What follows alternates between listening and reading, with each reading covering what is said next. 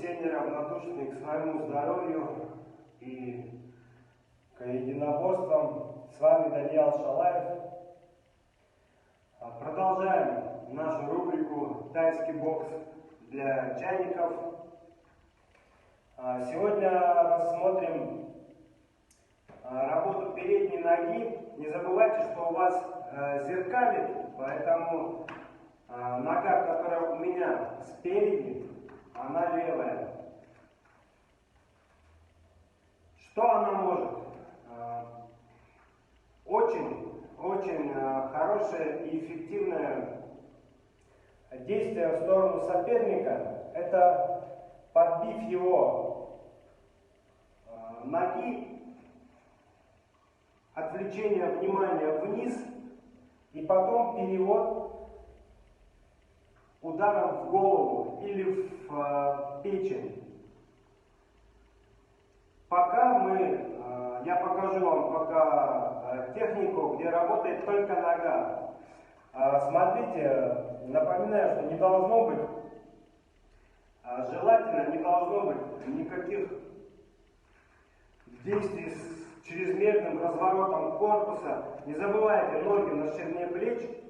Ваша задача подшагнуть вперед, не перекрещивая ноги ни в коем случае.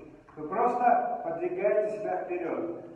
Длина шага зависит от дистанции между вами и соперником. Бац!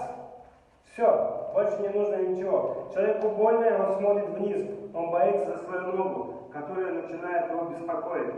Смотрите, как это выглядит. Соперник. Подходите. Бац! Встали.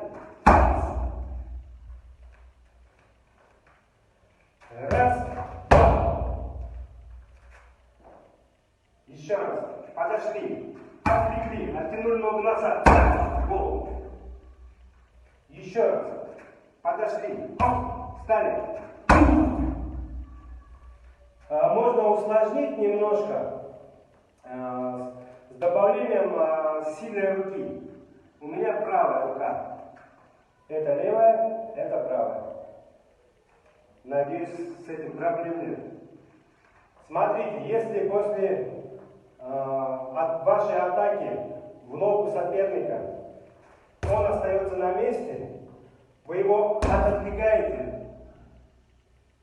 Естественно, под ударом человек пятится назад или делает вот так. И тут вам нужно использовать это время и закидывать ногу туда. Раз, два. Подошли. Раз, отодвинули. Ногу в голову. Все очень просто. Остановись. Итак, стоим в стоечке. Танцуем. Вес на одной ноге, не забываем. Подкрались. Раз, два.